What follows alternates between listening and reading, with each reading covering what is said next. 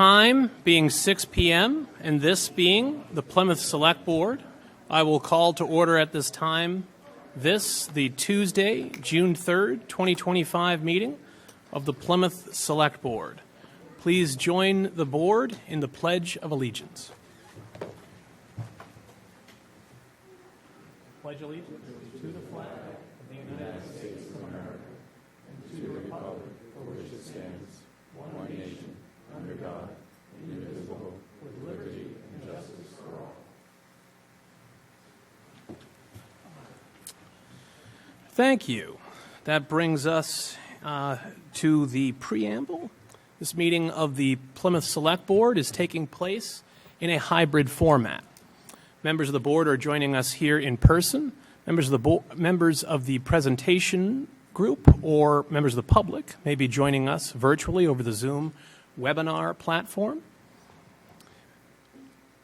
If members of the public wish to attend this meeting, as many are, they may do so at the Great Hall or at Town Hall, or they may do so virtually over the Zoom webinar platform using the login information that is included on the agenda that is posted on the town website.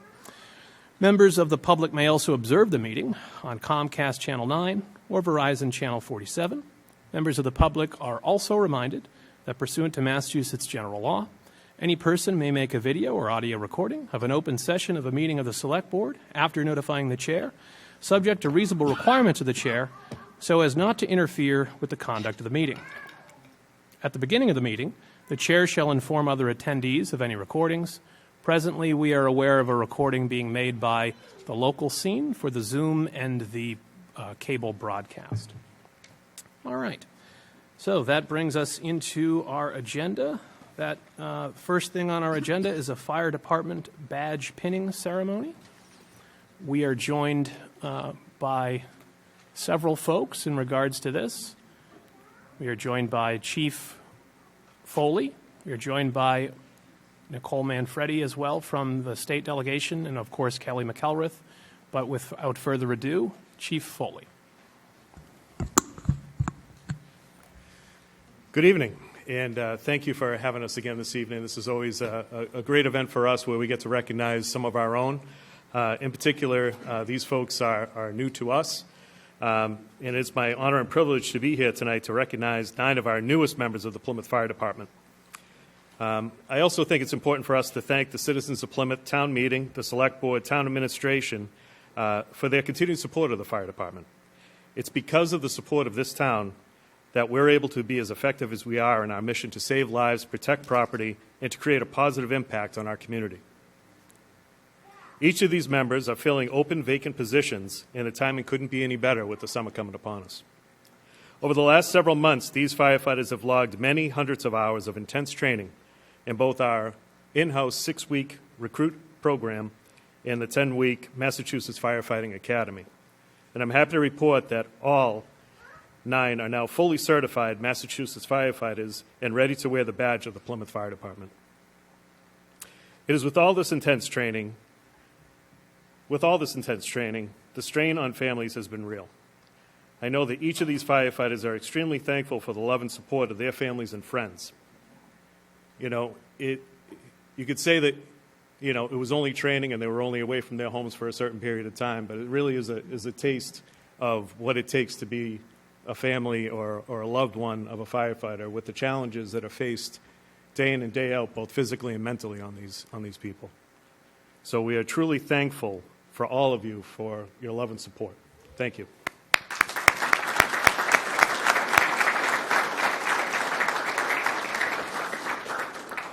And now I'd like to call up each of the firefighters being honored tonight, as well as the person they have selected to pin them with their badge.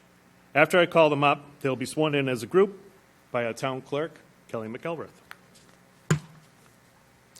All right, starting off, we have firefighter Matthew Bassler. He's a veteran of the U.S. Army, has a degree in emergency management, and has earned his Firefighter 1 and 2 certifications from the Massachusetts Fire Academy. Firefighter Bassler is assigned to Group 3 at Station 3 and is being pinned tonight by his sister, Laura Bassler.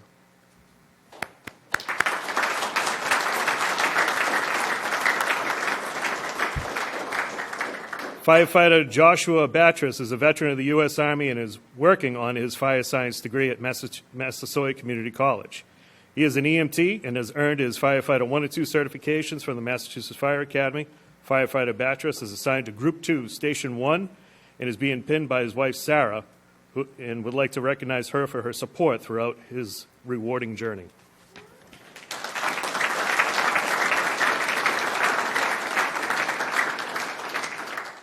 Firefighter Anthony DiPasquale III is a veteran of the U.S. Coast Guard. He has earned his Firefighter 1 and 2 Hazmat First Responder Operational Certifications from the Massachusetts Fire Academy. Firefighter DiPasquale is assigned to Group 3, Station 3, and is being pinned by his wife, Caroline, and would like to recognize her for her support.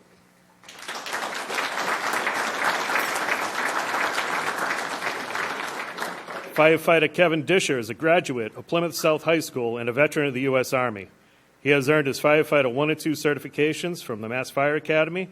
Firefighter Disher is assigned to Group 1, Station 1, and has been granted leave from annual training with the Army National Guard to attend tonight's ceremony and is being pinned by U.S. Army Specialist Brandon Cabral.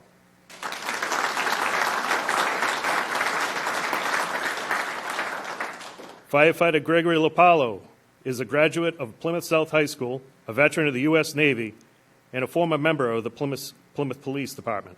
He has earned his Firefighter 1 and 2 certification from the Massachusetts Fire Academy, and Firefighter Lopalo is assigned to Group 1, Station 2. He is being pinned by his wife, Lexi, and would like to recognize her and his son, Jackson, for their support.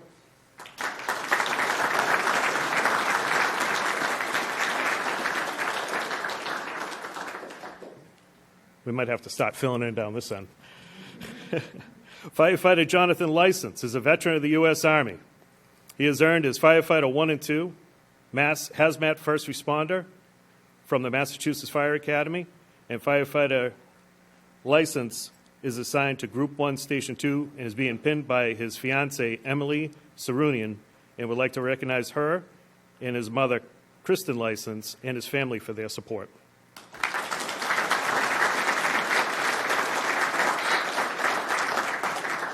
Firefighter Joseph Pravati is a graduate of Plymouth South High School and is a veteran of the U.S. Marine Corps. He has earned his Firefighter 1 and 2 Hazmat First Responder Operational Certifications from the Massachusetts Fire Academy. Firefighter Pravati is assigned to Group 2, Station 1, is being pinned by his wife, Betty Pravati, and would like to recognize her, his parents, and his mentor, Joseph Lee, for their support.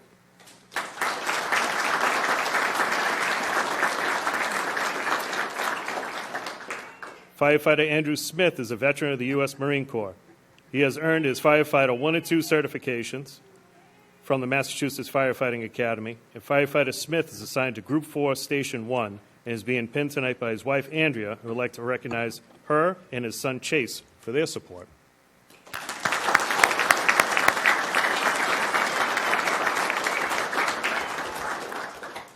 At this time, I'd like to call up Town Clerk Kelly McElrath to do the swearing in.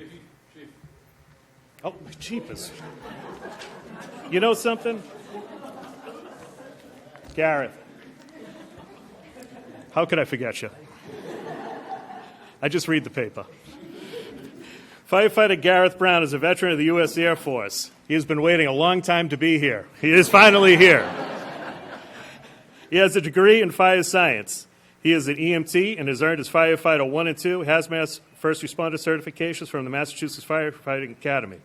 Firefighter Brown is assigned to Group 3, Station 1, is being pinned by his father, Timothy Brown, and would like to thank him, his mother, Kate, sisters Kaylin and Tristan, and his girlfriend, Amanda, for their support.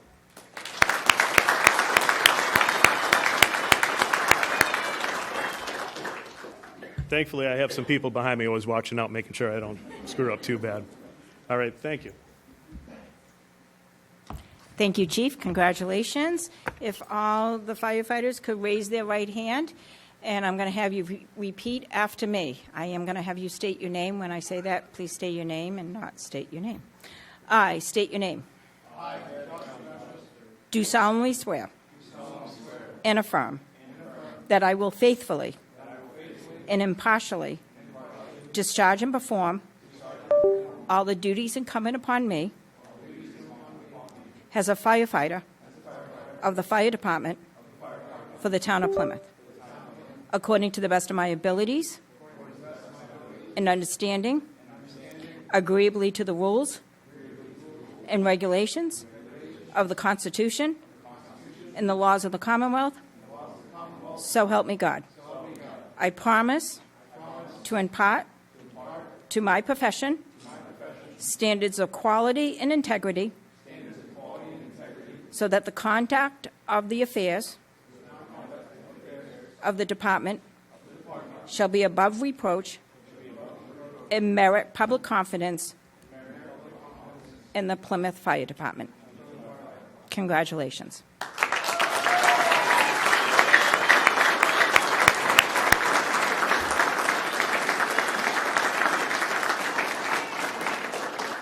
At this time, I would like your person to please pin the badge.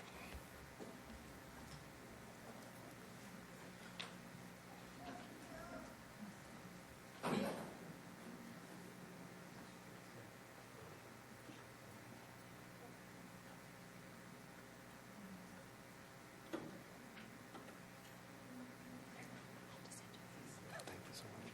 Appreciate it.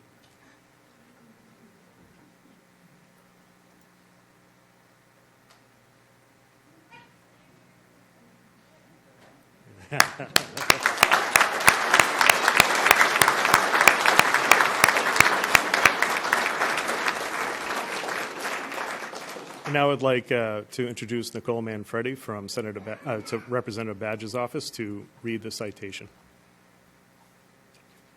Congratulations.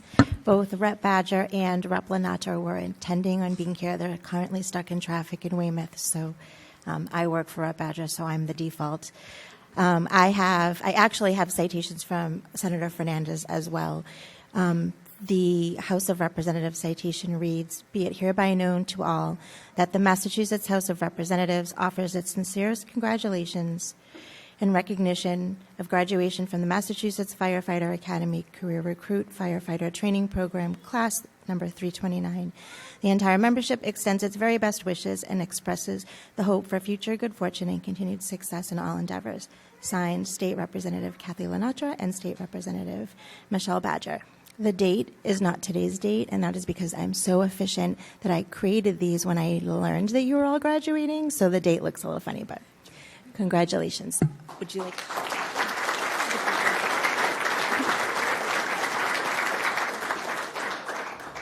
And like Nicole Manfredi, my name's Phoebe Flynn. I'm here on behalf of Senator Fernandez. And as a service person myself, I think it's fantastic to see all of you in these new careers that you're embarking on, as well as the great careers that you have and the great families that you have. So on behalf of State Senator Dylan Fernandez, we have State Senate official citations. Be it known that the Massachusetts Senate hereby extends its congratulations to all of you, now part of our Plymouth Fire Department. In recognition of your appointment to the Town of Plymouth Fire Department and your commitment to serve our community. And be it further known that the Massachusetts Senate extends its best wishes for continued success, that this citation be duly signed by the President of the Senate and attested to, and a copy thereof transmitted by the Clerk of the Senate. And it's signed by the President of the Senate, the Clerk of the Senate, and State Senator Dylan Fernandez, June 3rd, 2025. So congratulations to all of you.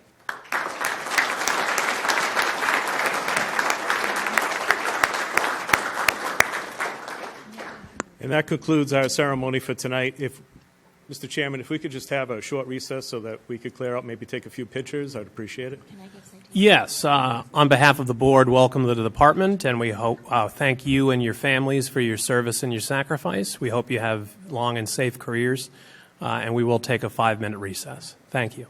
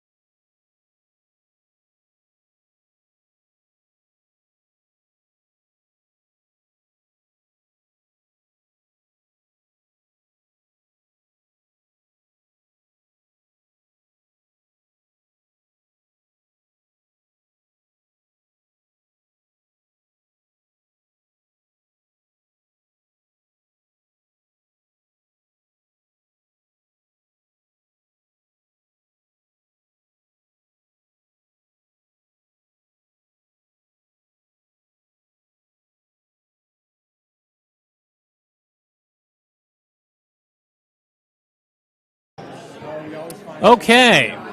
5 minutes having elapsed, we will return back to this meeting of the Plymouth Select Board. We have a large room that is in the process of emptying, so we have some background noise presently that we're working through.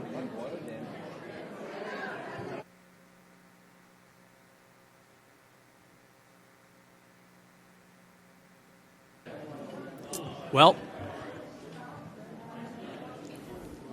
our room is emptying, but we are returning. All right, so we are back here at the Great Hall at Town Hall. It's Tuesday, June 3rd. This is the Plymouth Select Board once again. Just had a recess after the badge pinning ceremony.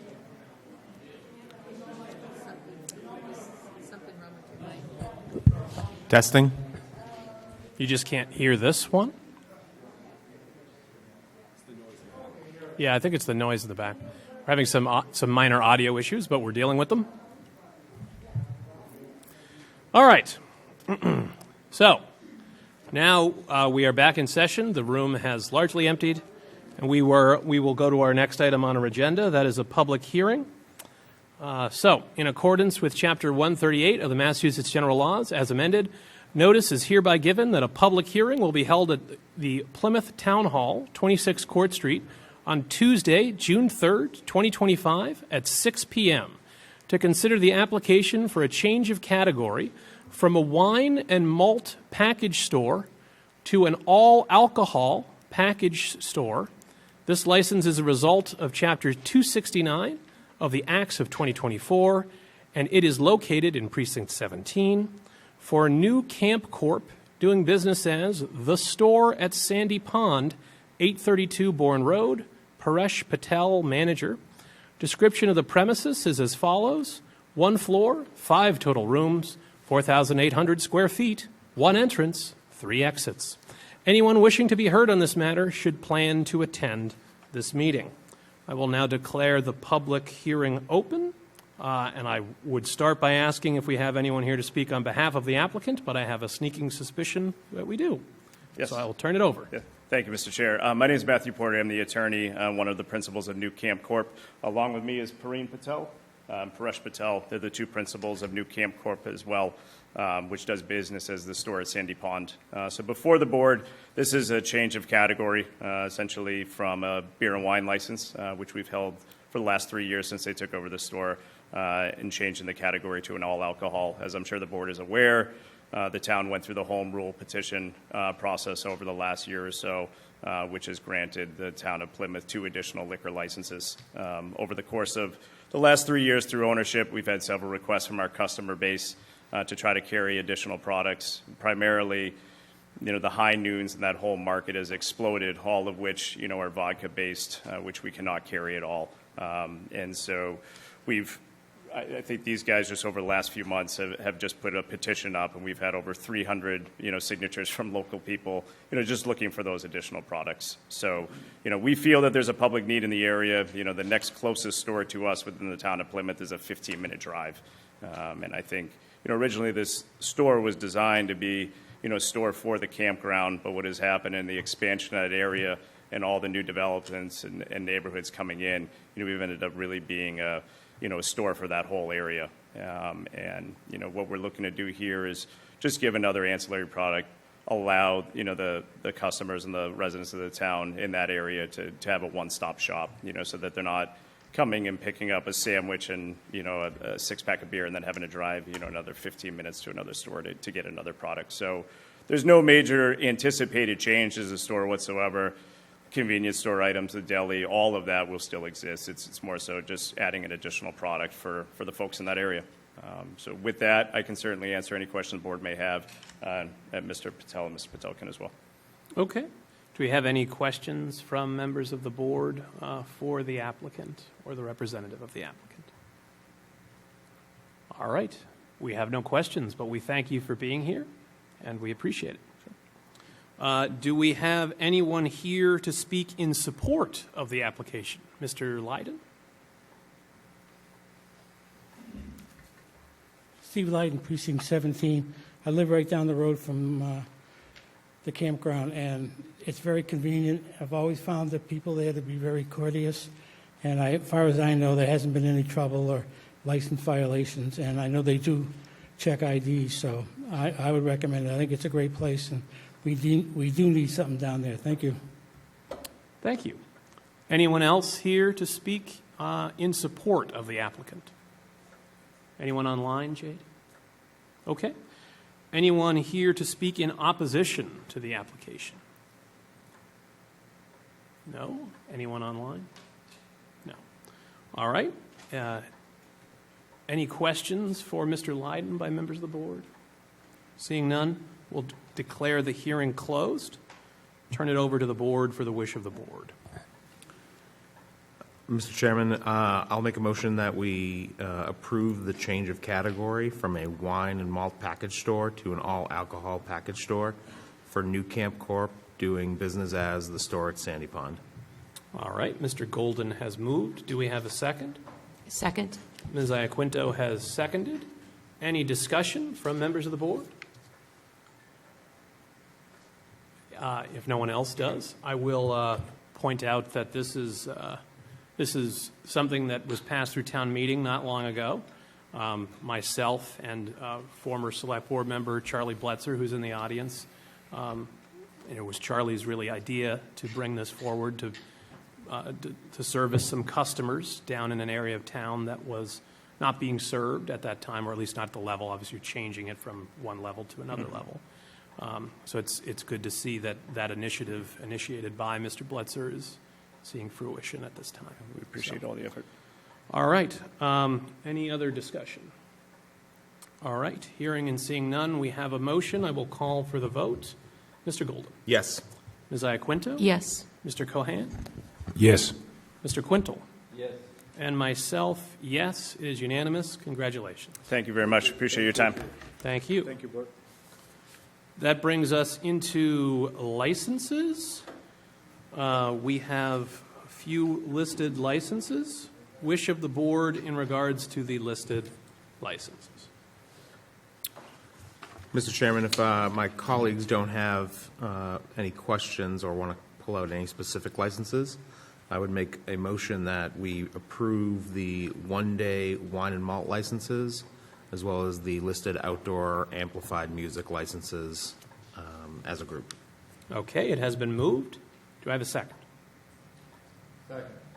All right, it has been seconded. Any discussion? Hearing and seeing none, I'll call for the vote. Mr. Golden? Yes. Ms. Iaquinto? Yes. Mr. Cohan? Yes. Mr. Quintal? Yes. And myself, yes. It is unanimous. Thank you. That brings us into the administrative notes. We have two administrative notes. Wish of the board in regards to the administrative notes. Mr. Chair, I had a request from someone in the public to clarify item number 2. Okay. So I'll make a motion that we approve Administrative Note 1. Okay. Mr. Golden makes a motion to approve Administrative Note 1 separately and first. Do we have a second for that motion? Second. Has been moved by Mr. Golden, seconded by Ms. Iaquinto. Any discussion in regards to Admin Note 1? Hearing and seeing none. Mr. Golden? Yes.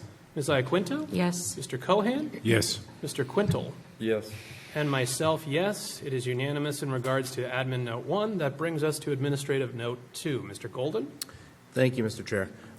Someone from the public asked that we talk about any of the changes that are being made to the resident beach parking sticker eligibility policy.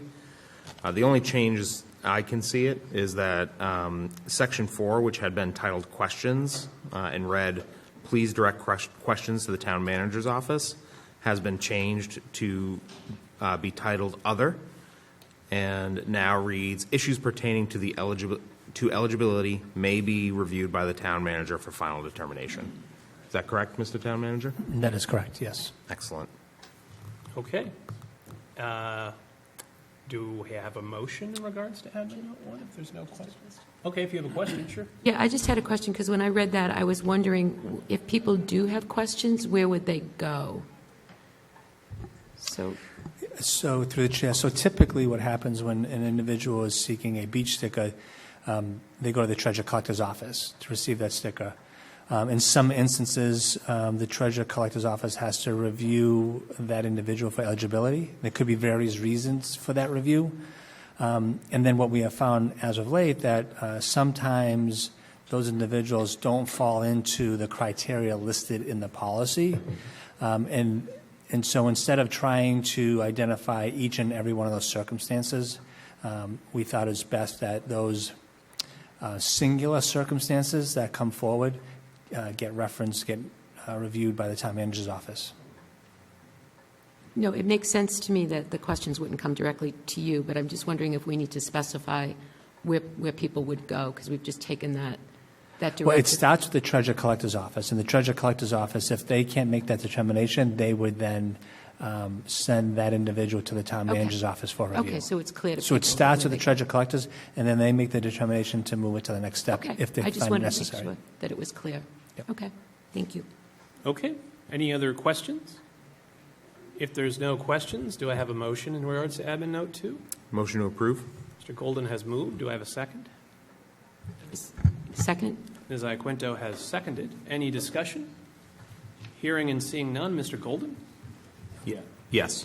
Ms. Iaquinto? Yes. Mr. Cohan? Yes. Mr. Quintal? Yes.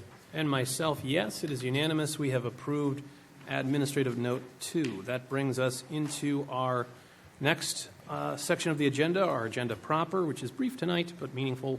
The first item on our agenda is the guiding principles reaffirmation. So this is an item that Selectman Cohan brought to my attention, that the board previously had approved these guiding principles back in 2013. He thought it was a good idea to bring them forward again, and I agreed. So we are going to hopefully have a brief little ceremony where we have some other officials from town participating in the affirmation of these guiding principles that apply not just to this board but to all boards and committees as well as to our employees. And with that, without further ado, Mr. Cohan. Thank you, Kevin. Yes, over the last couple of years, I had been thinking about the guiding principles. They were a document that was adopted by the town in April of 2013. At that time, there was a Chairman Matt Moratori, who's now he was the author of these guiding principles. At that time, he noted that the public debate was deteriorating, and there was a level of discourse that wasn't constructive. So I had been thinking about these guiding principles for some time because they were displayed at the time. They were on the town website. At different times when you were appointed to a committee or board, these guiding principles would be sent to you. They're pretty straightforward. They're pretty simple, but they're very clear. It's about how you would conduct yourself on a committee or a board or an elected or appointed position in the town of Plymouth. Coming off this campaign, I did note when I was meeting with voters across the town of Plymouth, I heard this tone. People were very concerned about how people were treating each other in the capacity of public meetings, public discourse. Not to say that there were plenty of people working to keep things in the best light, but at times the perception or the actions might have led to an interpretation. The residents have this concern. So I felt it would be a good idea to revisit them as a board. We would reaffirm our commitment to them, and we would make them available on our town website. We would make them available to people who are appointed to committees and boards so that when they get appointed, they get some guidance on what is expected in terms of public dialogue. Here we have a copy of the guiding principles, and we're going to take each one of us in different capacities will read one of the guiding principles out loud. I'll begin. The following guiding principles serve as our government's base values for civil discourse and debate, in collaborative efforts on decision-making, and for the sharing of ideas and opinions and research. These guiding principles outline what is expected from employees, members of boards and committees, town meeting members, as well as any others involved in the town governance in terms of interaction on different subjects. The first guiding principle, number 1, be patient, kind, and tolerant. It sounds simple, but it's important to understand that other people's contributions or comments have merit. Even if you do not agree with them, keep in mind that human affairs are complicated, and they cannot always be addressed by mathematical precision. Minor inconsistency does not, in it of itself, invalidate anyone's argument.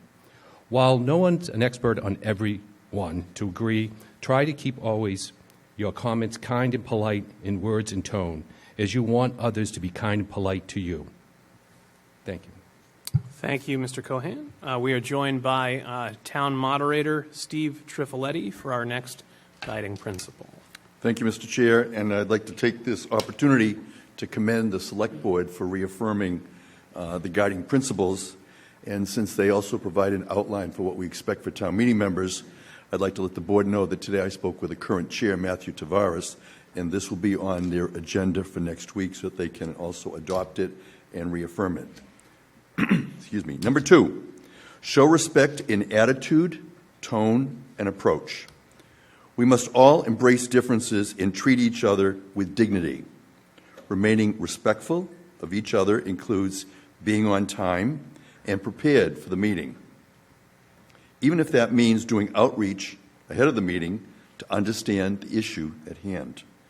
Serve as a role model in your actions and speech to others, remembering that others will watch, observe, or read about the interaction, and set an example of the proper way to treat each other. Honor other people and their opinions, especially in the midst of a disagreement. The other person is just that, a person, and you are similar no matter how much you may differ in your views. Treat others with respect while expecting the same for yourself. And when others appear to behave badly, you do not have license to do the same. Show respect for differing opinions. These opinions mean as much to them as yours do to you. You do not have to agree with these opinions to show the simple courtesy of respecting his or her right to have them.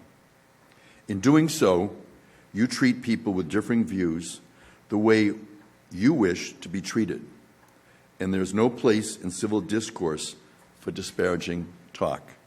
And I thank the board for the opportunity to read this principle in particular. I think of it as the golden rule, and it is something that I have always said to all of the people that I appoint to the Advisory and Finance Committee and to the other committees over which I have appointment authority.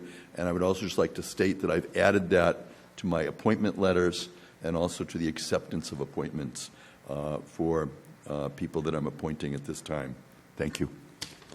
All right. Thank you, Mr. Trifoletti.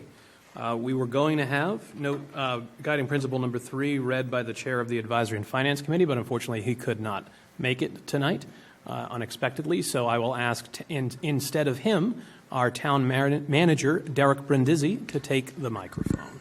Mr. Brindisi. Good evening. So I have the privilege to read guiding principle number 3, which reads, be inclusive, collaborate, and promote diversity. Plymouth embraces diversity and encourages full community participation in the decision-making process. But by focusing on Plymouth's long-term well-being, controversy will be resolved through civil debate and compromise. When you commit to the collaborative process and encouraging everyone's opinion, the outcome will have more acceptance and buy-in. Be cooperative with others and recognize and appreciate the contributions of all. Appreciate that the individual wants to contribute to the issue. Recognize that we are different, and that is healthy and productive. Make sure that you welcome all groups of people to work for the greater good of our community. Thank you, Mr. Brindisi. That brings us to guiding principle number 4. We are joined by school committee member Bob Morgan. Mr. Morgan. Thank you. Guiding principle number 4. Show in your actions, attitude, and tone that excellent customer service is important to you. achieve a high level of service to the citizens and your customers by being nice, courteous, polite, and approachable. Act in a friendly, helpful, and interested manner. The people you are working with or waiting on or that are appearing before you all need something or want to get across a message. Help them to do that effectively and appreciate the time they took to provide that information or to make that request. Even if something cannot be approved or accommodated, you can say no or not do something in a manner that is above reproach. In doing so, you will be a role model for other town officials. Thank you. Thank you, Mr. Morgan. That brings us to guiding principle number 5. We are joined by Steve Bolleton, the chair of the Planning Board. Thank you, Mr. Chair, members of the board. Principle number 5, retain the highest level of integrity in your performance, actions, and decisions. Always remember that first and foremost, we are honest in our actions and words. We encourage being held accountable, and we honor our commitments. Each one of us is in town governance for a reason, and we must be honorable and make every comment and decision based on the highest level of truthfulness and reliability. Thank you, Mr. Bolleton. That brings it back to the board. We will have guiding principle number 6 read by Vice Chair Dave Golden. Thank you, Mr. Chair. Principle number 6, strive to have a positive attitude about the governance of the town. We are fortunate to be involved in a wonderful community where many of the people that we interact with want the best for the town. All of our involvement with the community's decisions or daily activities should be done in a manner that is positive. Negativity has no place in our governance. We want to always remember that we are part of the solution, not part of the problem. We are members of one team. Remaining positive is a key component to that success. Thank you, Mr. Golden. That brings us to guiding principle number 7, Ms. Iaquinto. Thank you, Mr. Chair. Guiding principle number 7 is listen, which I think is perhaps one of the most difficult skills and competencies, but also one of the most important. Focus on others in order to better understand their point of view. Pay attention to what is being said and do not simply give eartime to another person. Try to understand their point of view, even if you do not agree with it. Listening well is the fair and courteous thing to do. Listen to what is being said rather than just waiting for the opportunity to speak. Thank you, Ms. Iaquinto. That brings us to guiding principle 8, Mr. Quintal. All right. I will read guiding principle 8. That is, take responsibility. Don't shift responsibility and blame onto others. And when you are wrong, offer a sincere apology. Repairing damaged relationships is an important responsibility and one that we should all take to heart. If you have hurt someone through your actions or your words, recognize it and talk to the person about it. That brings us to guiding principle 9. That is, be part of a great team. If you are kind, patient, tolerant, respectful, inclusive, and positive, you will truly be a member of the team that is needed to keep this town wonderful.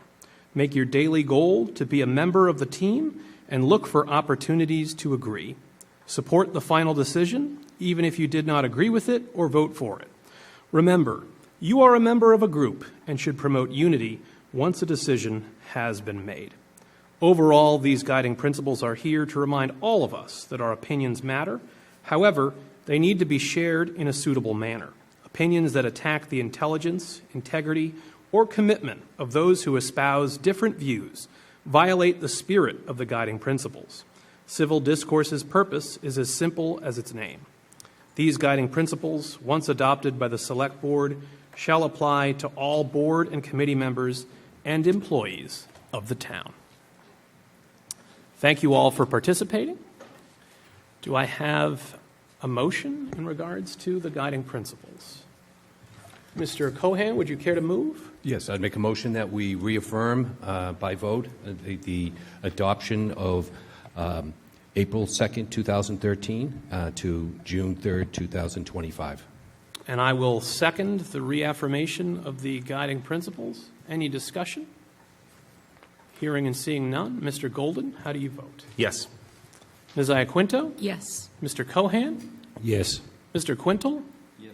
And myself, yes. It is unanimous. We have affirmed the guiding principles. Thank you all.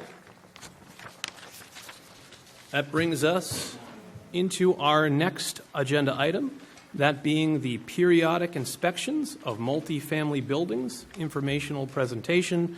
We are joined by Jason Silva, Director of Inspectional Services. Good evening. Thank you, Mr. Chair. My name is Jason Silva, the Director of Inspectional Services. Tonight, I have a brief presentation on periodic inspections and specifically on multifamilies. 10 slides. Bear with me. I'm not super familiar with it, but I think it's just a simple button.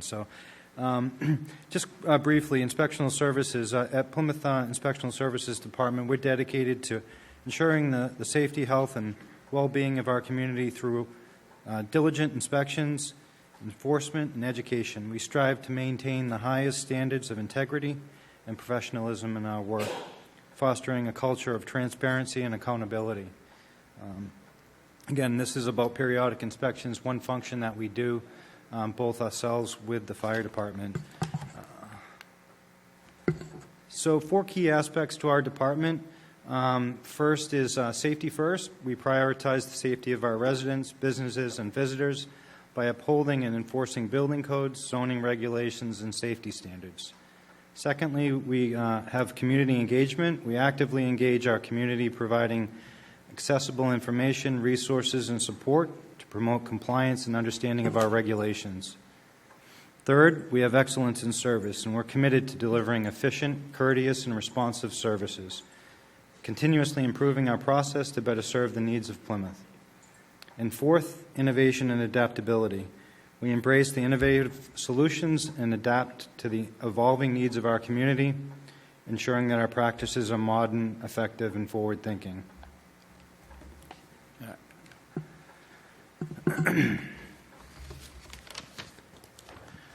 So one important function of the building department as well as the fire department is inspections of multifamilies. It is part of a periodic schedule. Inspectional Services Department and Fire Prevention are reminding the public, and this is what primarily this is mostly an informational session to remind people that specifically multifamily buildings in accordance with 780 Commonwealth Massachusetts Regulation, Table 110.7, these inspections are needed to ensure the compliance, to ensure the occupant's safety. We ensure compliance with state building code and life safety codes and make sure they're maintained. Following these requirements produces a compliance document which demonstrates the building has been inspected and is periodically checked by Massachusetts certified state building officials. So any one of the multifamilies that's out there should have a certificate produced from our department that says that we've come through, and typically it's on a 5-year schedule. And so that's, again, this is what we're informing every property owner out there and hoping that they do. Included in our periodic inspections, which has multiple other properties, including assembly uses, all kinds of functions, is a requirement for multifamily buildings having 3 units or more with a common entry. So we're not doing townhouses, but again, traditional apartment buildings. We have hundreds of properties in the town of Plymouth that are subject to these inspection requirements.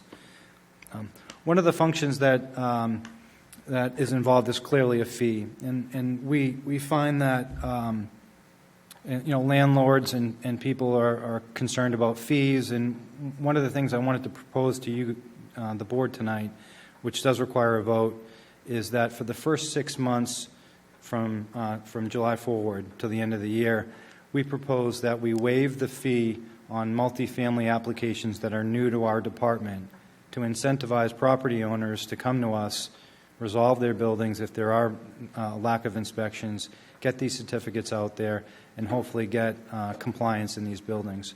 Our goal is always voluntary compliance. We're not looking to penalize anybody.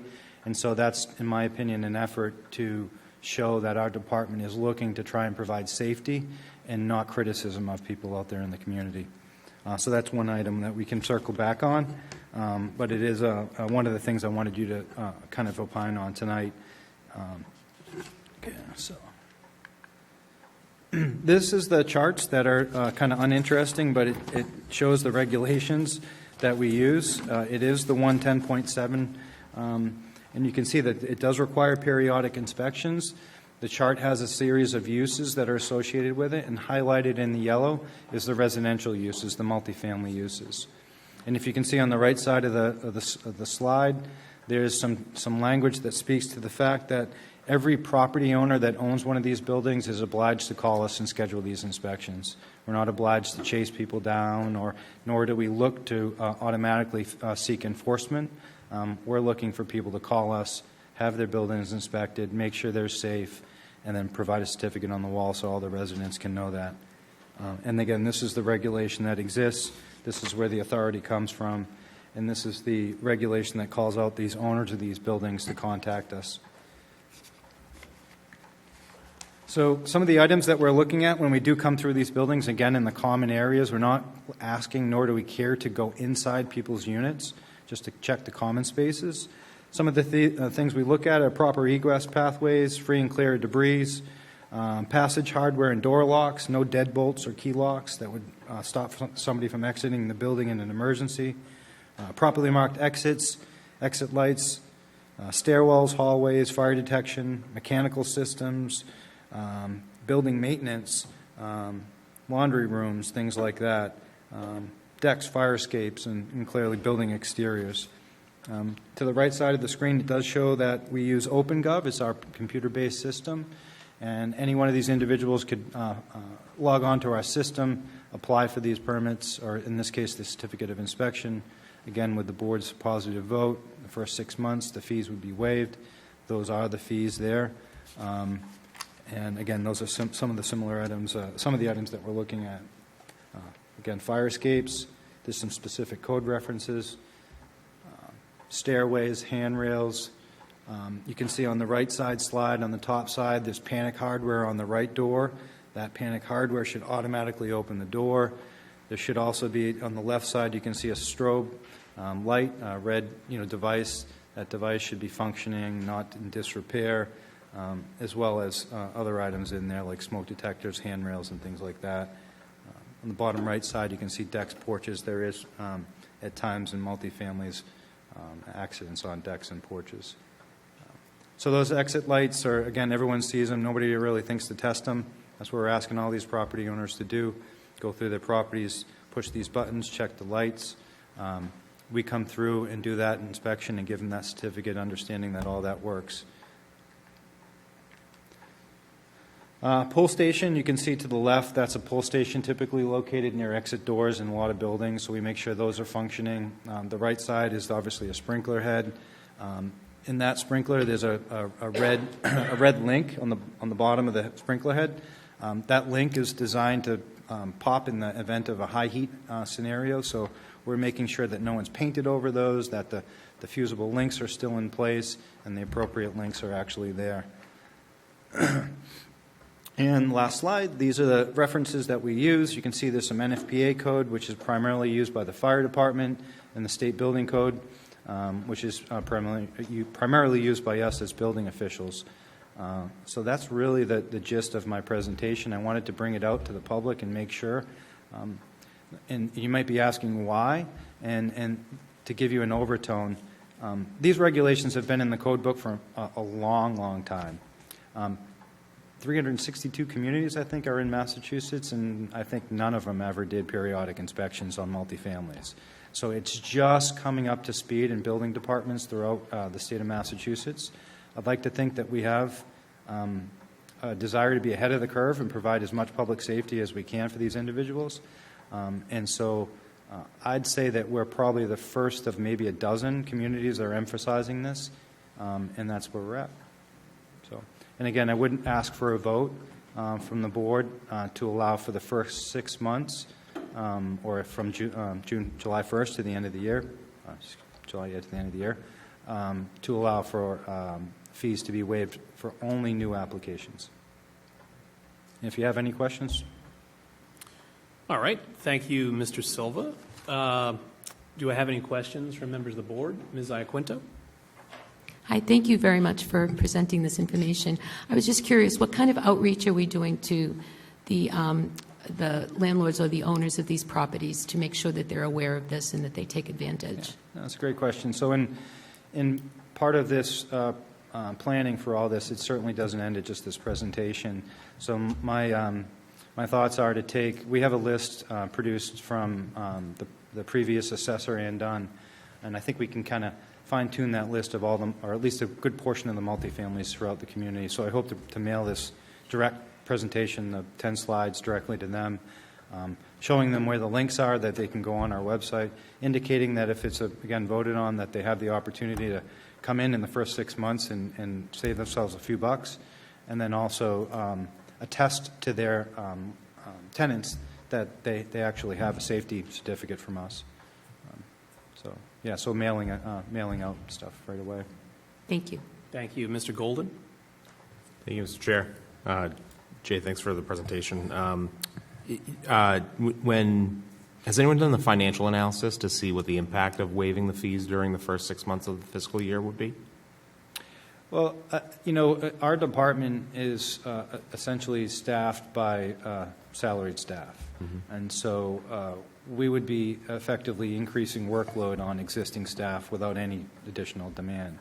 And so the monies that come in or lack of come in are non-existent right now. We're not doing those inspections. And so my hope is that maybe we're not going to find a revenue stream, so to speak, in the first 6 months, but that once we've got these properties in our system, we're going back periodically. And so what I can do, and this is, again, up to the board if you want to consider this, is that normally multifamilies are done on a 5-year basis. The code's clear to allow for us to do any schedule that I'd like to do. So if we waive the fee, as an example, on these individuals, we could then in turn say that fee is only waived for a 2-year cycle or a 1-year cycle or whatever the board might find appropriate. And then we can in turn charge them on the next cycle as they come through.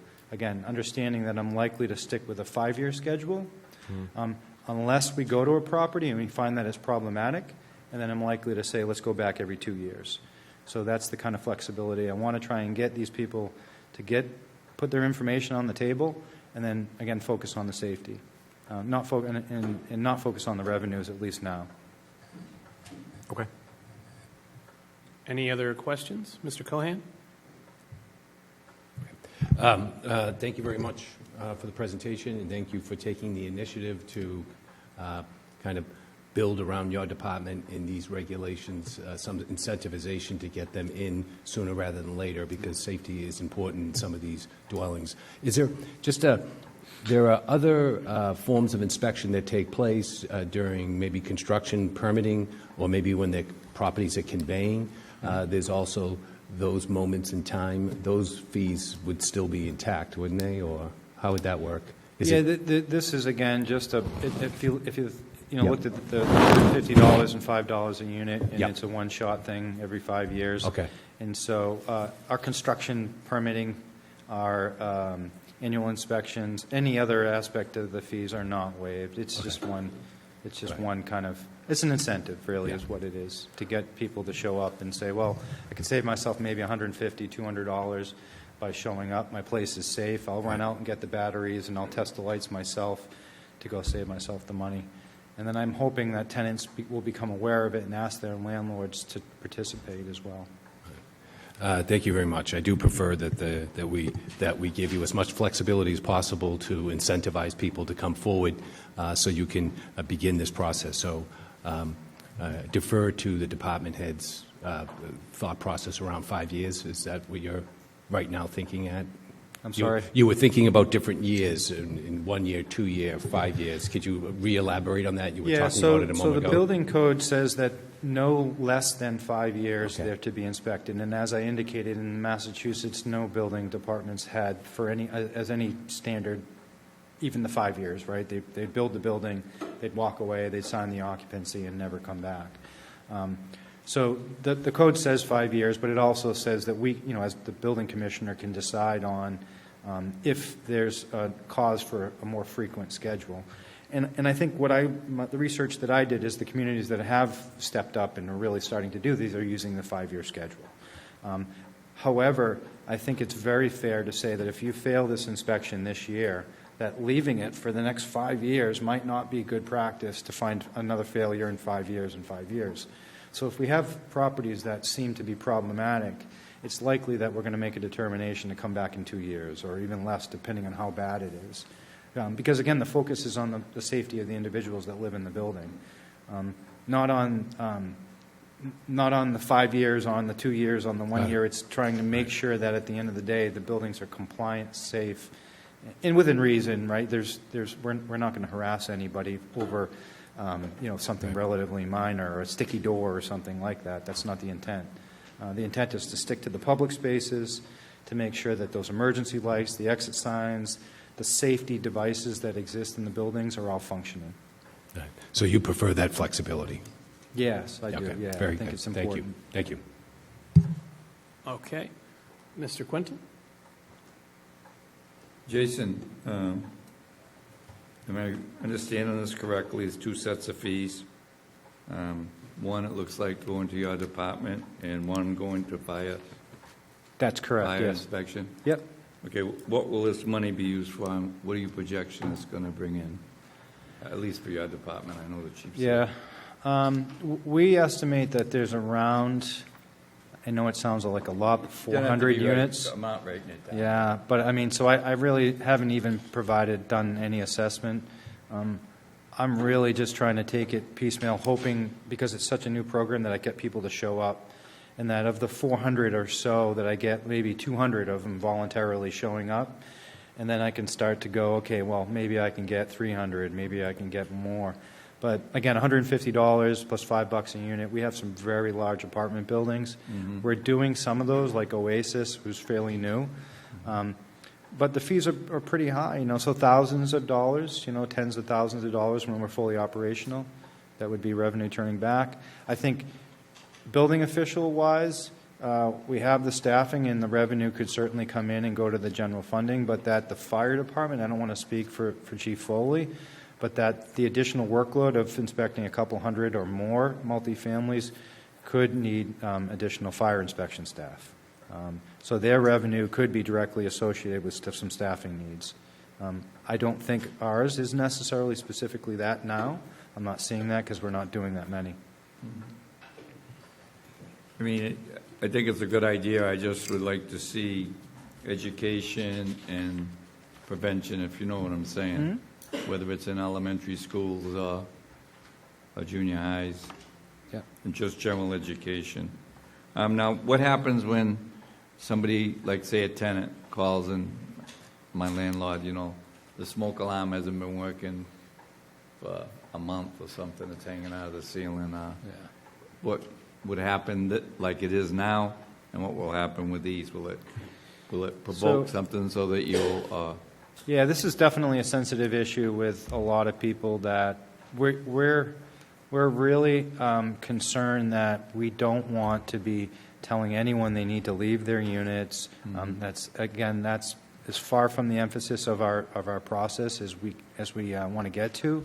But there will be situations that come up when there's life safety issues that come up. So our inspectors, our fire inspectors, are really good at making those decisions. And what's likely to happen is when staff gets in that situation, they're likely to call me and call Chief, and then we're going to go in there and try and figure out if maybe Chris Horsworth can help if there's somebody being displaced. So I think we're sensitive to that, and I don't have the exact answer because it's going to be a case-by-case basis, depending on what the issue is. Yeah. So thank you. So as far as when we get a complaint, we'd treat it like we do now. We're obviously going to go there. We're going to investigate that complaint, take a look at it, find out what the problem, what the issue is. If it's a faulty smoke detector, obviously at that point, that's part of a system. So we'll see if there's other parts of that system that can, keep that tenant in that spot for that period of time. And then we'll educate the landlord on what the problem is and what they need to do to rectify that. So it's typical of what we do now. But it is going to afford us to get into some of these properties off that schedule that we're going to have of doing these inspections, and afford us the opportunity of maybe looking into whether or not we need to not do it every 5 years. Maybe we're going to put them on a 2 or a 3 year cycle just because they continuously have problems. Maybe they have a problem system that they need to address or something along those lines. And that's not atypical of how we operate, such as a restaurant owner that has a hood system, where the statute says that it has to be cleaned at least once per year. AHJ can make it so that they have to get that cleaned on a more often basis on schedule. So we could look at that the same way. If we have a property that is a problem, whether it's an old system that needs to be rebuilt or some components need to be swapped out and continuously have alarm issues or whatever else, we can address that, each property individually, and look at it and decide whether or not, for the safety of the residents, if we need to increase the frequency of those inspections. Thank you. Mr. Golden? Thank you, Mr. Chair.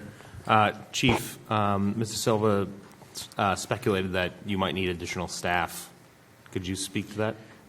I'll speak to it kind of on a global, not specifically just on this, but obviously as Plymouth grows, our demands grow with it.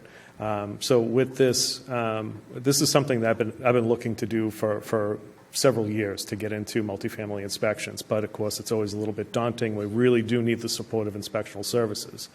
When I became chief, if you remember, we consolidated our services, both fire inspectional and building, into the same offices, and we've been working collaboratively since then. So this is a perfect opportunity for us to work together. This will be an increase to our workload, and we may be hitting that point where we are looking for additional staffing. And there's also a potential of an unfunded mandate from the state with short-term rentals that will also increase the demand on our inspectional services, and we may need to look at additional staffing. I would do my best to look at our fee structures and adjust accordingly so that we can use some of the funding that we're bringing in to offset that cost moving forward. So it's kind of a wait and see. I have a general idea what this is going to do, what kind of impact it's going to have, and we'll do the best we can with what we have. But in the future, we may be coming back to look for additional staffing and adjust the fees as needed. Thank you for clarifying. I think perhaps Mr. Quintal was sharing the concern that I had, that if we're waiving fees and we're going to be taxing our staff further, either with additional workload or potentially bringing on additional staffing, we may be putting ourselves behind the 8 ball. Yeah, except that I also feel as though because this is going to be impactful to a lot of business owners that have properties, I think that if we can share that burden for 6 months, I think that is a good faith gesture to show that we're not in it for revenue. We're not trying to bolster our coffers. What we're trying to do is increase the public safety. Okay. Other questions? Mr. Silva, could you, so we listed this item as an informational presentation with no vote anticipated, and there was no notice to residents that we were going to be voting on waiving fees. I don't think a lot of people are going to be up in arms that we'd waive their fees, but just procedurally, it would be better if this were a listed agenda item. So if we were to put this as, it could be either an admin note, since you've already covered it, I think, where the board would most likely be comfortable with that, or it could be a full agenda item if you wanted to come back, but again, I think you've already covered it. Could you just write like a little memo and submit it to Jade, and we could put it on the June 17th meeting or the 24th meeting? I'm sure we can get it done. I just would feel more comfortable doing it with it listed so that we're following the open meeting. Absolutely, and it gives you some time to think about the issue as well. Yes, yes. Okay. Thank you. I appreciate No problem. that. Thank you for the time. You're welcome. Any other questions from members of the board? All right. So that brings us into public comment. Do we have anyone in the audience that wishes to make public comment? May take the podium.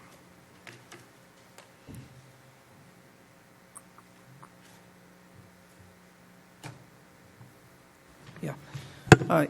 Good evening. Pat McCarthy, Precinct 18, and former longstanding town meeting member of about 30 years. I'm going to read into the record an email that I sent last week. But before I do that, I want to compliment the board tonight on the reaffirming of your guiding principles because what I have to say has a lot to do with guiding principles and the role of the board. So this is, I wanted to get it into public record because I sent an email last week to Kevin and then copied Dickie and Derek. So having attended and viewed numerous select board meetings, I need to express to you how upset and astounded I am at your attitude and behavior at the May 27th meeting.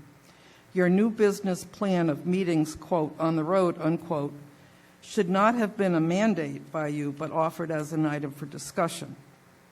That is my understanding of the protocol of this item. Selectman Quintal brought up logical concerns and questions. You treated him with disrespect and discourtesy, in my opinion. This idea should be discussed by the whole board. The board may differ on ideas and issues, but should always be working for the good of all of us. I hope you as chairperson will in the future treat all members with respect. Pat McCarthy. Thank you, Ms. McCarthy. Any other members of the public? Please take the podium.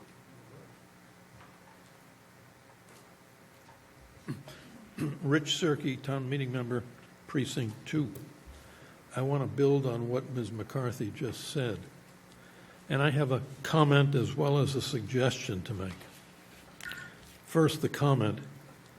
At last week's meeting, Mr. Chairman, you denied a request by a fellow board member to place an item on the agenda for discussion at a future meeting.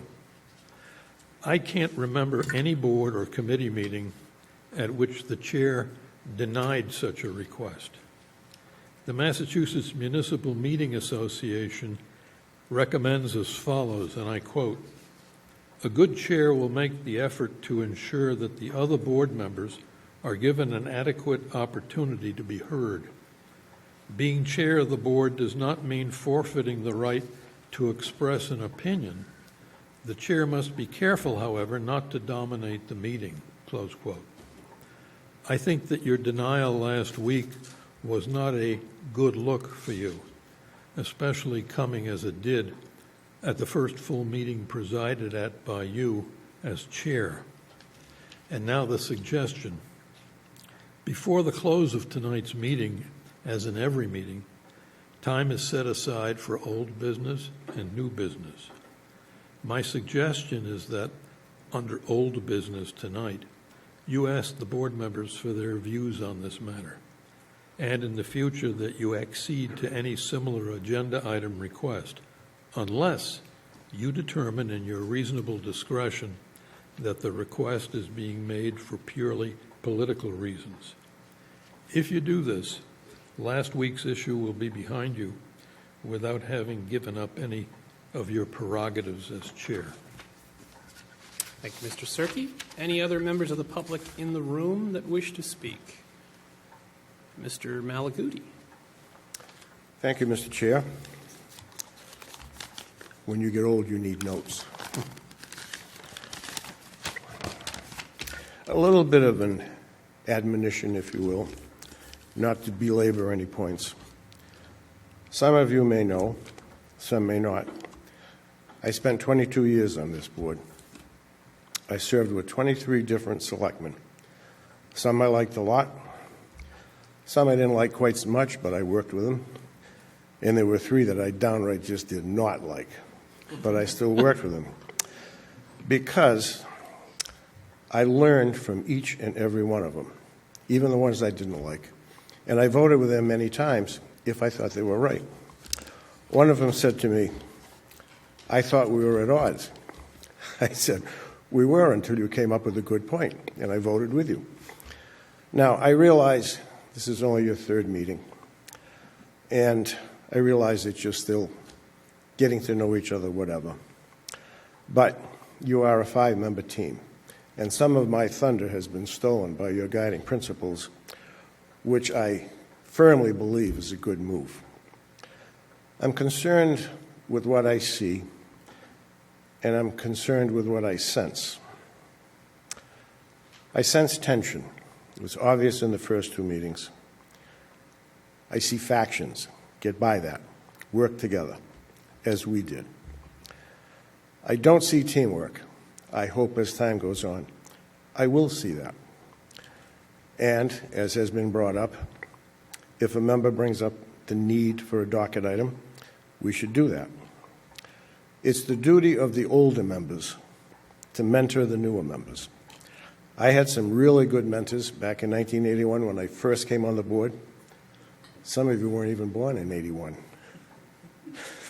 Dave Tarantino, great teacher. He was a high school teacher, and he was a very good mentor. Roger Silva, a great mentor. He would tease me, and he would call me a pajmod. It was only years later that I found out that in Portuguese, a pajmod is a dummy. So, there's always something to learn. When I came on in 81, I had chaired the Finance Committee for almost 2 years, but it was like overwhelming. There was a ton of stuff to learn.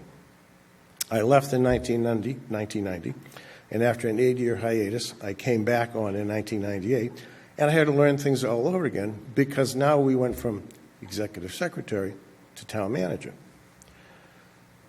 Well, I left in 2010 because of a death in the family, came back in 2015 for 1 year, and I really didn't need any mentoring, but if I had, Ken Tavares was still there, so he was a good mentor. Mr. Malaguti, you are over your 3 minutes. I can either give you an additional minute to conclude your remarks, or you can request further time than that by an affirmative vote of a majority of the board. Can I request 3 minutes?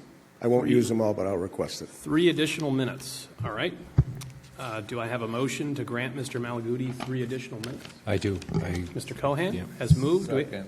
Mr. Cohan has moved, and Mr. Quintal has seconded. All right. Any discussion?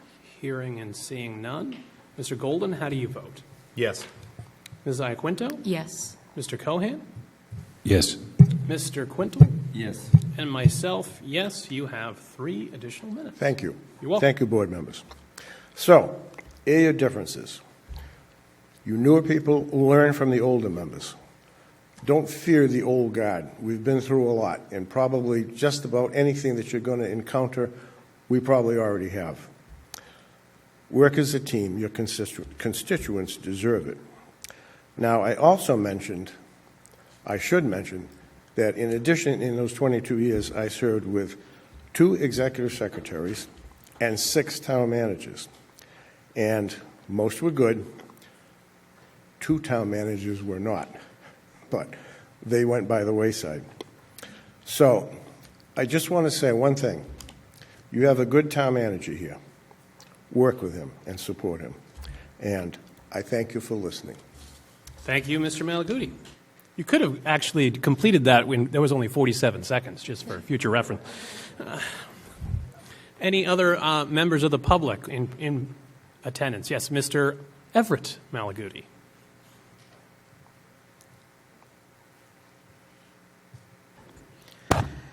Thank you, Everett Malaguti. I would like to read into the record an email letter that was asking me to present from a member that could not come tonight from Mr. Zipparoli.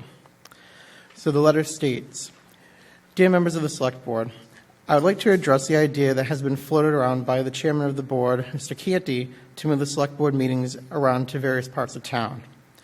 As a resident of the town who understands that the seat of government is Town Hall, I do not understand the rationale behind this notion. The business of the town needs to be done and should be conducted at Town Hall, a building that was purposely built and designed so that business could be conducted in it for the following reasons.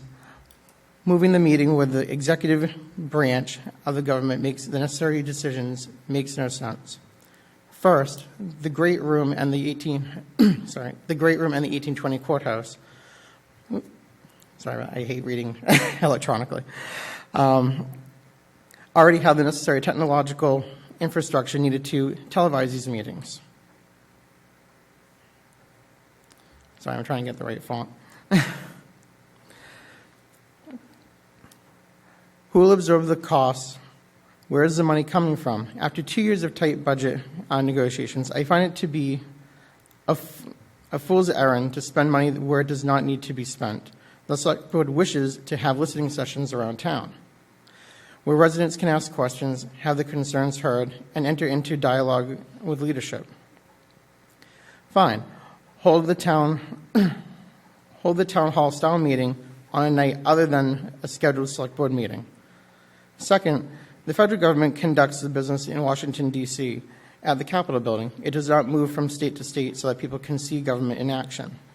The state legislature conducts its business on Beacon Hill. It does not move from community to community so that residents of the Commonwealth can see government in action. The town of Plymouth is no different. Select Board meetings are televised and can be viewed after the meeting. There is no need to hold a meeting and incur unnecessary costs simply due to the exposure that the Select Board wishes to create. Finally, the idea was mentioned at the end of a Select Board meeting and was a fait accompli. Why was this not an agenda item open to discussion by the board and input from the public? This was a decision made by the chair, and 4 members of the board were expected to fall in line and agree. This is not the way that things are done in Plymouth. This is nothing more than a veiled attempt by some members of the board to gain exposure across town with a look toward their political future. I cannot support this notion. Residents of the town should not support this notion. And most importantly, the members of the board should not support this notion. You are sincerely, Mr. Zuccaroli. All right. Thank you. Thank you. Any other members of the public? Yes, Ms. Cavaco.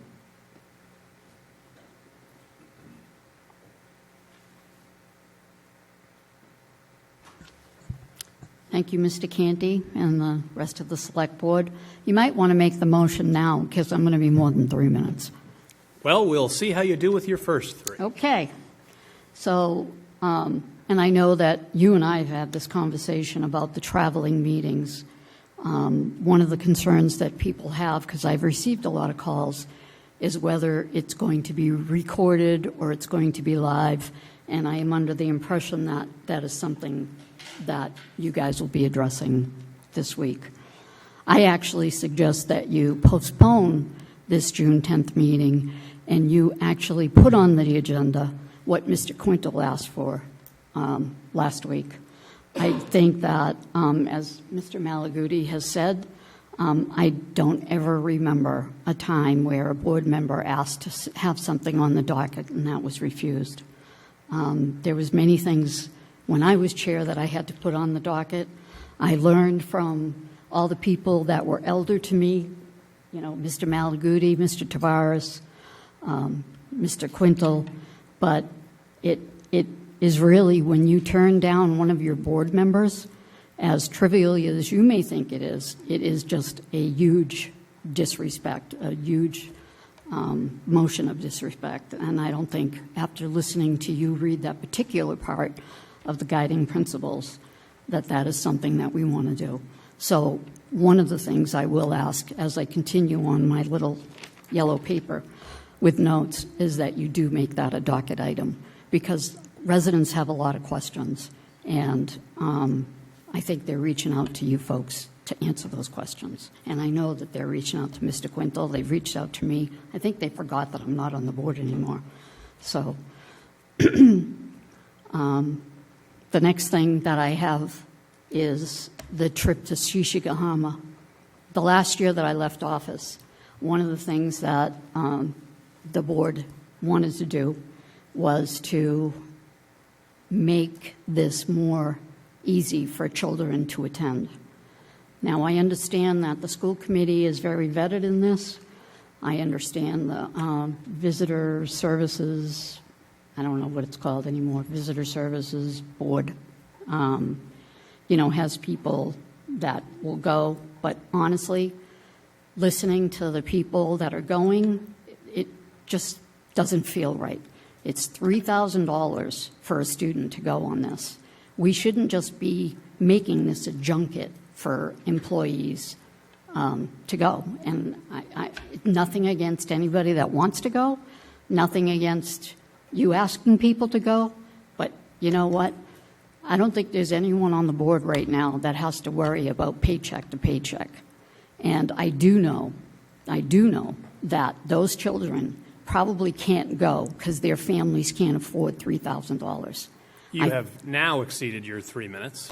How much additional time would you like? I might need Or would you like to ask for 3 more minutes. Okay. Do we have a motion to extend Ms. Cavaco's speaking time by 3 additional minutes? I make a motion that we extend by Okay. 3.5 minutes. And do we have a second? I'll second. And it has been seconded. Any discussion? Hearing and seeing none. Mr. Golden? Yes. Ms. Iaquinto? Yes. Mr. Cohan? Yes. Mr. Quintel? Yes. And myself, yes, you have 3 additional minutes. So I think that with the Shishigahama trip, I understand. I have talked to Mr. Canty, but there are kids that can't afford to do this, and I think that should be our first priority. I don't want this to look to the public, because it's taxpayer money, that it's turning into a junket. I think that we need to concentrate on the kids. I don't have kids in school. I've asked to go to Shishigahama 3 or 4 times.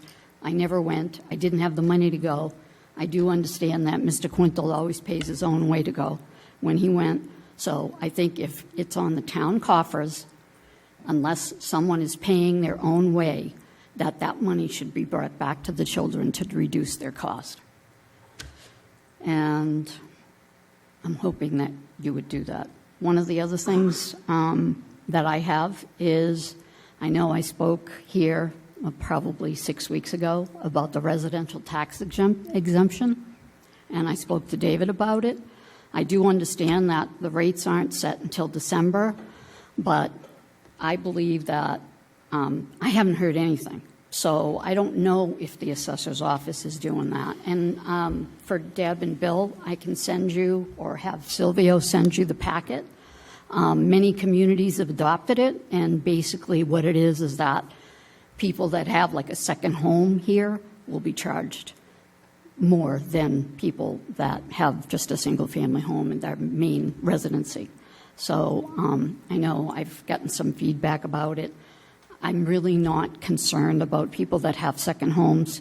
I'm concerned about a lot of our seniors and people that can barely afford to be in their first homes. And this was just adopted in the town of Eastham. I have sent the information. I think there's 16 other communities that have adopted this. And I know, David, that you were going to talk to the assessor's office, but I'm thinking, do I need to get my 10 signatures and put it on the warrant? So just give me some guidance of what you'd like to do, and I will do that. And I have another thing. Sorry, I might need more than my other 3 minutes. So one of the things as a selectman liaison that this board does is that you're in meetings, and I think CPC is the only meeting that asks for the liaison, the select board liaison vote. The select board on CPC has always voted, although when I was on there, I used to kind of abstain every now and then. But I know the Visitor Services Board, that Mr. Canty will be on that, and that's a voting position. The foundation, I believe you're going to be on that as well, and I have something about that. So You have exceeded your second 3 minutes. Would you like a request for additional time? I which would. would require an affirmative vote at this point. I So would. how much additional time would you request? You should have done it in the beginning. Well, we needed to see how you did, and now we have a sense of your I will pace. take another 3 minutes. Another 3 minutes to Mr. Golden. Before we vote, I'd like to just see if there's anyone in the audience who intends to give a further public comment. There are. There are several who are waiting. Is there anyone online who's waiting for public comment? Okay. Thank you. Okay. It won't be more than another 3. Well, okay. Do we have a motion to extend by an additional 3 minutes? I make a motion that we extend an additional 3 minutes to Ms. Cavaco. All right. Do we have a second? I'll second. It has been moved. It has been seconded. Any discussion? All right. Mr. Golden? No. And he winks at Ms. me. Iaquinto? Yes. Mr. Cohan? Yes. Mr. Quintel? Yes. And myself, no. Nevertheless, With a 3-2 vote, you have an additional 3 minutes. Well, thank you. You're welcome. Not thank you, the rest of them. Well, but anyway, just kidding. Such is life. So I think that one of the liaison selectman duties that we have, you guys will be picking your boards. I think that it's time that you revisit that, because I served on the Harbor Committee, I've served on some other committees, and the Select Board liaison was never able to vote in those things. I know CPC, I believe, is the only one that can. So I find it problematic if a Select Board is a liaison. Their liaison duties are just to report back to the board. So I don't actually agree that they should be a voting member of these committees, and I would expect that you guys would decide which committees those are. I do believe state statute, it's only CPC that has that. So, and last but not least, the foundation. The Plymouth Foundation, which I believe, Mr. Canty, you are going to be part of that board as the chair, I would imagine, correct? The chair has a seat that can be served on by the chair or a designee. I do not intend to serve in that position. Well, whoever your designee may be. And I just, I put an information request to the foundation. The foundation just gave $150,000 to the downtown business district to hire an event planner. Well, that planner job never happened. And I have sent information requesting from the foundation, which really just sent the check and see you later, do whatever you want. But it certainly isn't what was posed to the foundation to give them $150,000. It was for an event planner. That job has changed to now a marketing person, and then they've hired another marketing firm, Shields, which did the Plymouth 400.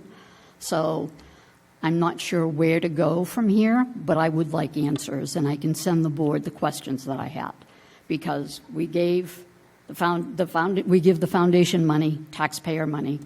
The foundation gave the downtown business district $150,000 for this position. That didn't happen. And then they did hire someone who previously served on the downtown business district board. So, as a marketing person, but that's not initially what was there. When you ask the questions, we're not getting any answers. I've asked Mr. Vail, who's the president. I've talked to Stephen Cole, who really doesn't have a lot to do with it, but I would like answers. It's our taxpayer money. I think as a taxpayer and a town meeting member, I deserve to have those answers. And that's it. All right, right at the conclusion of your third 3 minutes. Thank you, Ms. Cavaco. Any other members of the public? Mr. Lydon.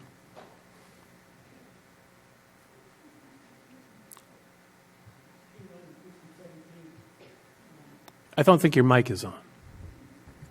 Steve Lydon, Precinct 17. I kind of agree with Mrs. Zioli. I don't think that we should have a roving select board meeting. I go to this. You all know me. I go to this meeting all the time, and I drive up in South Plymouth. But if you're going to have one in West Plymouth in the airport, that would make it very inconvenient. So I think if you would like to have like a round table and just opening up to the residents and have questions and not an official meeting, I think that would be great. I think the residents would like that and it would work. But to move your meeting from here to different places is just to make it too inconvenient for a lot of people who would like to come to these meetings and not watch it on PAC TV. Thank you. Thank you, Mr. Lydon. We have Ms. Emily Tompkins.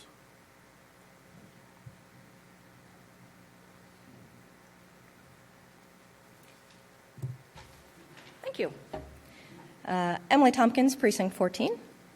Thank you, Mr. Cohane, for initiating the reaffirmation of the guiding principles and for everyone who participated in its reading. These principles are important to our democracy, but also to our community. I've been an active volunteer in Plymouth for almost 3 years, and in this time I have seen plenty of board and committee members speak to their colleagues and to the public in an unprofessional manner. And I have also seen the public speaking unkindly to boards and committees. This is disheartening to a young person who, against all odds, challenged her own hopeless perspective about government to one in which government, the people in leadership positions in our community, can and will work together for the future. A focus I have in my involvement is to engage young people and young parents in their local government. Petty disagreements are a distraction from the real work we have to do here and is off-putting to people just starting to understand how to follow town government. We will have disagreements in this process, but we won't get to our solutions by speaking poorly with one another. We need to welcome discussion and make government more accessible. I want us to move forward and be thinking for the future. Thank you for reaffirming the guiding principles today. Thank you, Ms. Tompkins. Any other members of the public physically in the room? Yes, please take the podium.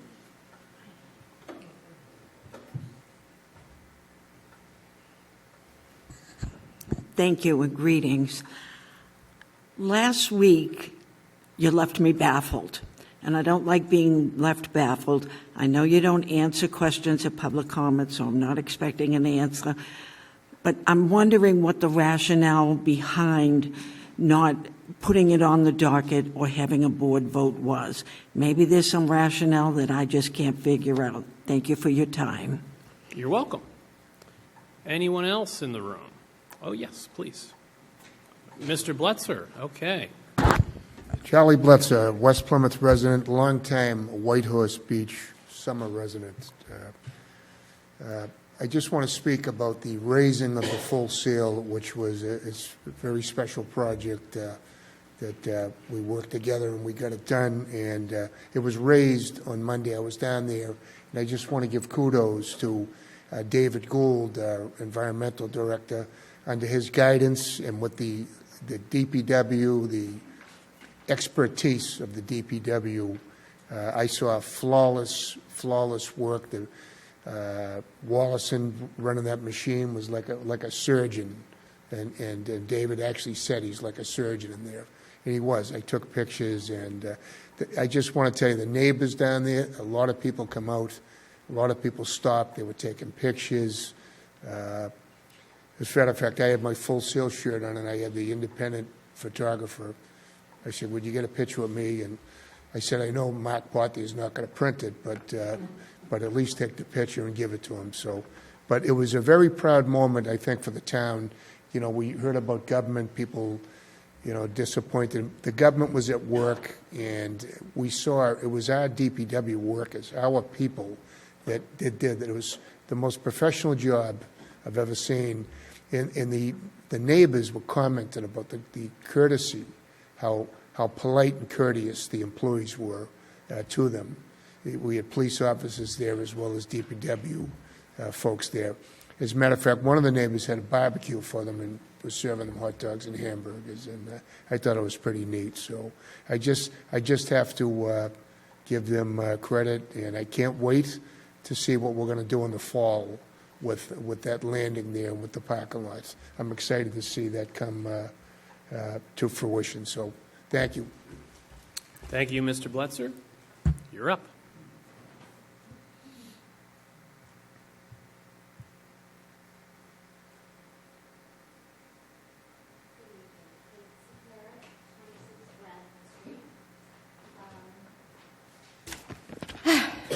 It's been a sad day for me. Talking about demolition.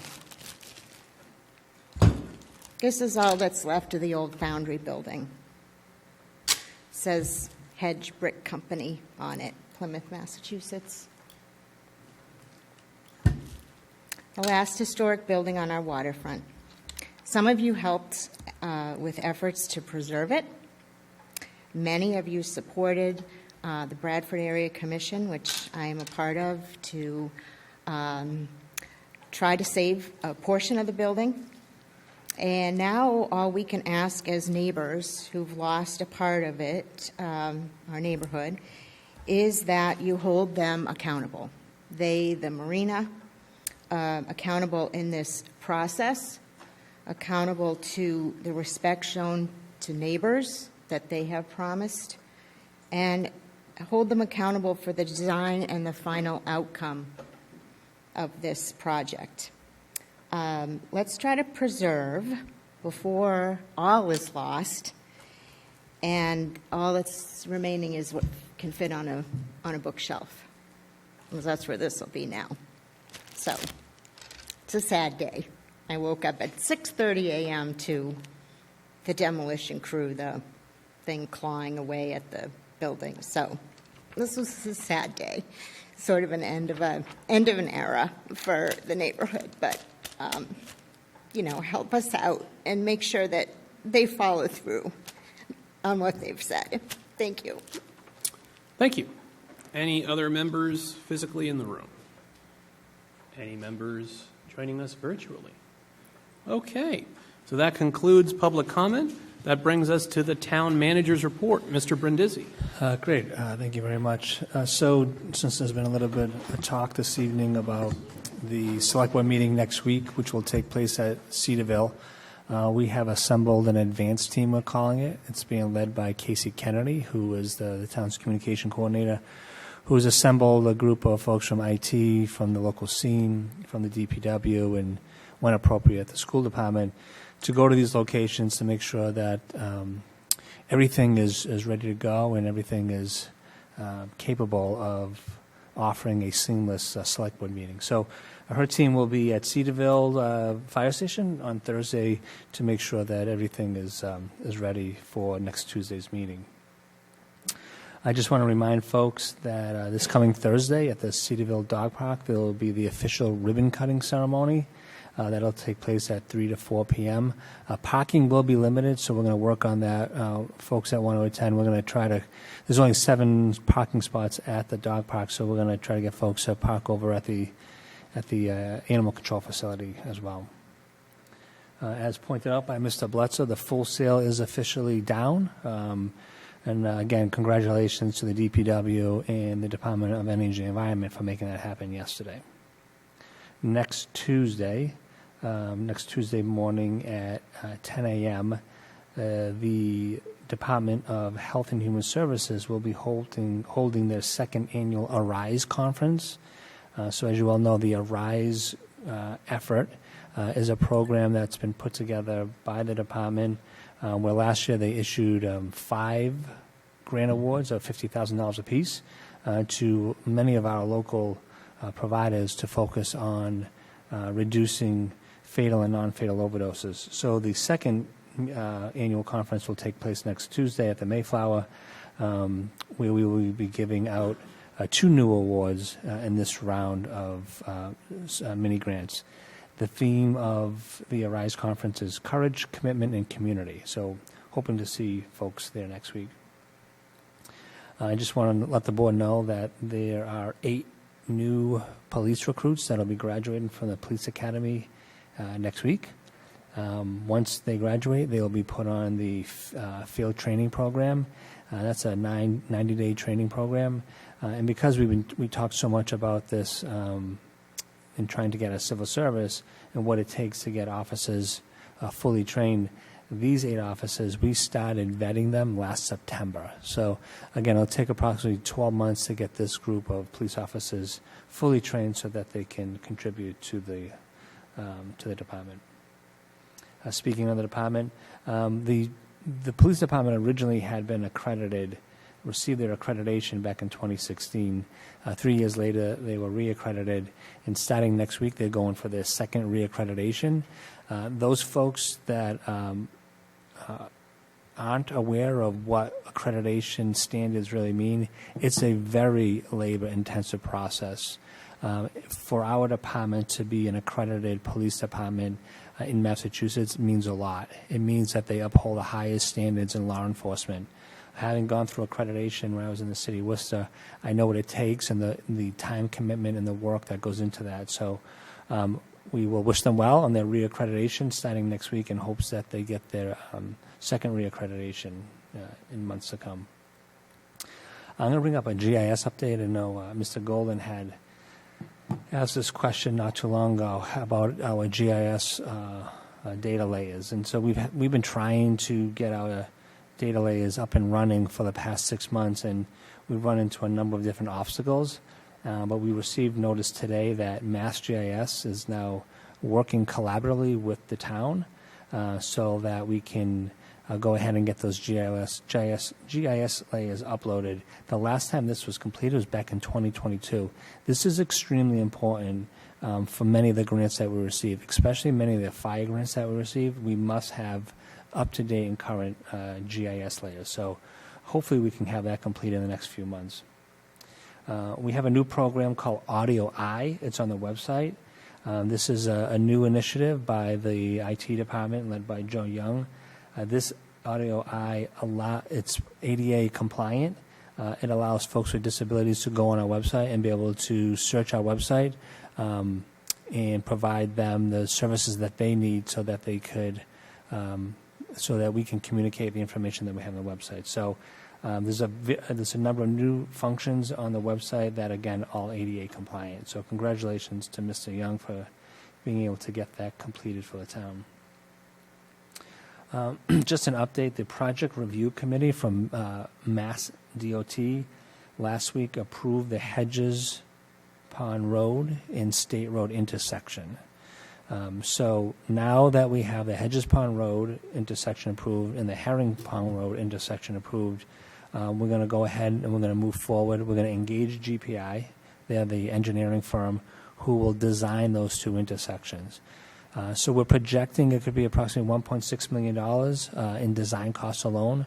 As we mentioned in the past, those design costs will be paid by the town, will be paid by using the $2 million that was generated from the sale of 71 Hedges Pond Road. I want to caution folks, though, because we still, even though after the design is complete, we still have to get this on the state TIP program. So we'll be working with OCPC in order to move that process forward as well. So this is going to take many years for design and construction, but we are moving forward with that. And then I just want, well, one more update on road improvements. Had the Halfway Pond Road intersection, I mentioned last week that we plan on restarting that project around June 20th.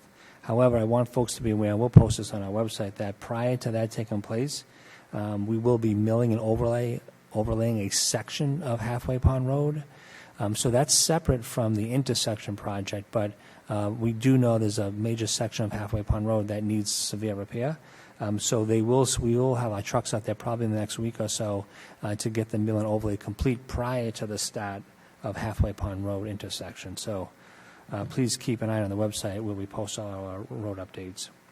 And then last, Ms. Quinto had brought to my attention this concern received from one of our residents around electric scooters and electric bikes, specifically using the rail trail. So I brought this, we have, again, a staff meeting every Tuesday. I brought this to the attention of staff, and Chief Flynn shared stories with me about an incident that took place this past weekend about a young teenager who got in an accident. I believe it was an electric bike he was riding. Him and somebody was riding on the back of it. One of them was knocked unconscious. So this spurred a conversation. I guess these electric bikes and scooters are posing significant hazards across the Commonwealth. Some cities and towns have already banned their use. So not just on the rail trail, but their use entirely. So we're going to do some research on this issue. We do know, based upon the chief's testimony this morning, that it is becoming an ever-increasing problem. So we'll bring back our research and our data back to the board so we can have further discussion on that. Pending any questions, that's all I have for this evening.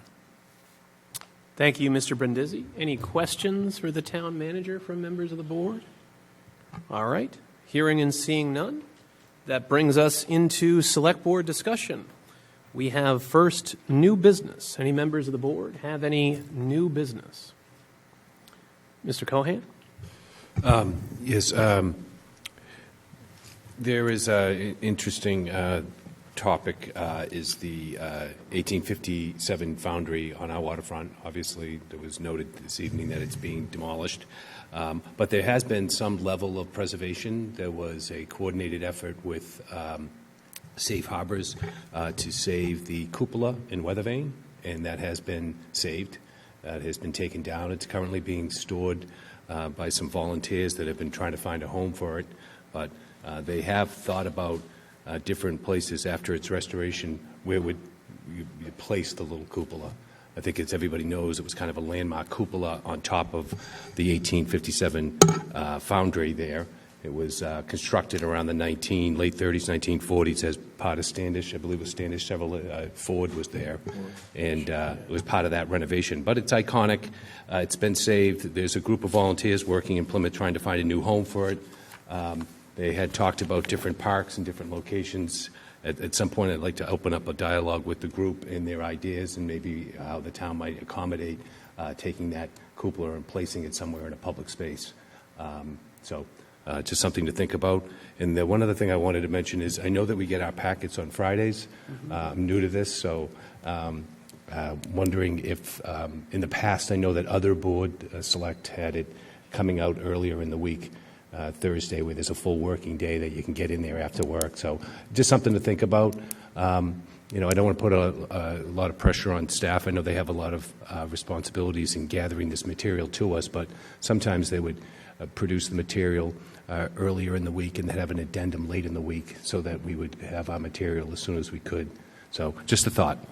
Sure. So in regards to the when the agendas are received by the board, we are in the process of trying to make it so that you get your agendas approximately a week in advance of the meeting so that you can have not just, because I think even when we get it on Thursday, it happens midday Thursday, Friday, town hall's only open 4.5 hours. Now, town hall's open long on Tuesdays, to accommodate people that are out of town. So I understand why they're only open those hours. But I have always found that it is not enough time if you do have a question to realistically, because the people that work here are doing other things than just answering the questions of us as well.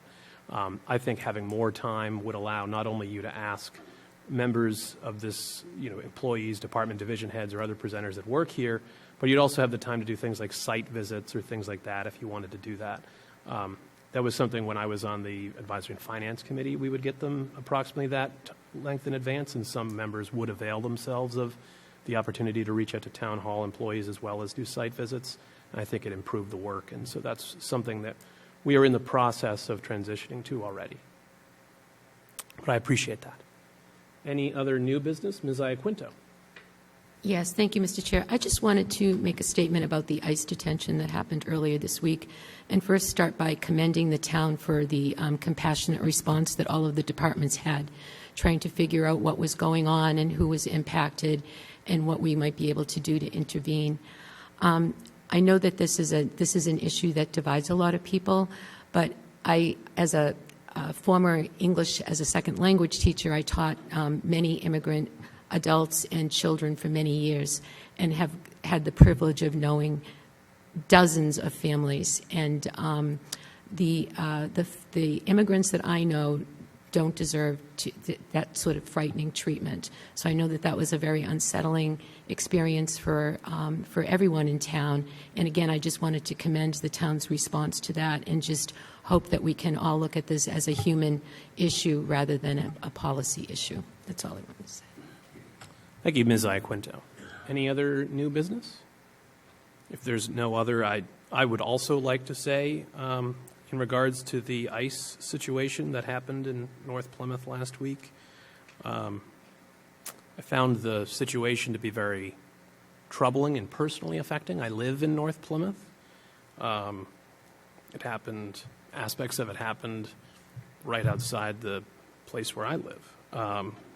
And I have heard of school children that are afraid when they're at school that they're going to come home and their parents are going to be gone. I've talked to the schools about how to prepare students for that, and I find that to be troubling, that there are children in our schools that are worried about that.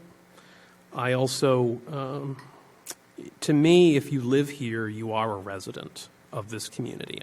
We represent everyone. We represent the immigrants. We represent the natural-born citizens. We represent the people in this community that are less favorable of the immigrant community as well. But it is, I think, a core responsibility of our job is to make sure that our residents feel safe.